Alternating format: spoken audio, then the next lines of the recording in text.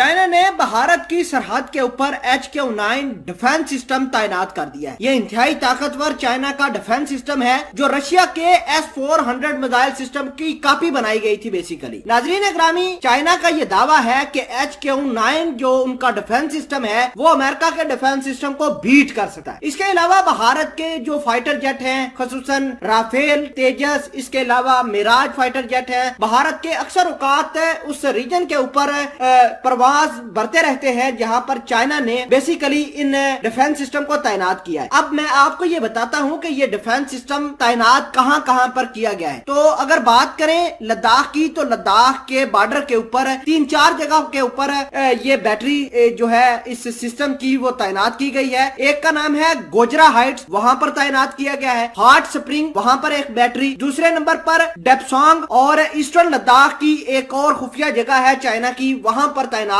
इस बैटरी को किया गया है। अब इस बैटरी को अचानक तैनाती का क्या मकसद है और इस डिफेंस सिस्टम यानी बैटरी के क्या क्या कैरेक्टरिस्टिक है वो भी आज की इस वीडियो में डिटेल के साथ आपके साथ डिस्कस करेंगे। छोटी सी गुजारिश है कि आप हमारा यूट्यूब चैनल हसनाट टीवी को सब्सक्राइब कर लें, घंटी के निशान को दबा लें ताकि लेटेस्ट न्यूज आप तक बर वक्त पहुंचती रहे। नाजरीन, सबसे पहले हम इसकी थोड़ी सी कैरेक्टरिस्टिक जान लेते हैं कि ये जो HQ-9 चाइना का डिफेंस सिस्टम है इसकी कैपेसिटी क्या है। तो आपको ये बता दें कि चाइना का ये सिस्टम जो है अपने साथ 180 किलोग्राम का एक्सप्लोजिव लेकर यानी वार हेड ले जाने की सलाहियत रखता है। इसके अलावा अगर बात करें इसके मिसाइल की, तो ये जो चाइना का HQ-9 सिस्टम है ये missile Russian S-300 missile system के इस्तेमाल करता है। मतलब ये कि जो मिसाइल S-300 मिसाइल सिस्टम के अंदर इस्तेमाल होते हैं वही चाइना का HQ-9 इस्तेमाल करता है। दूसरे नंबर पर अगर बात करें इसके मिसाइल की, तो इसकी मिसाइल जो है 6.8 मीटर लंबी होती है जो आवाज की रफ्तार से तकरीबन 4.2 गुना ज्यादा तेजी से ट्रेवल करता है। अब आपको ये बता दें कि इसकी रेंज जो है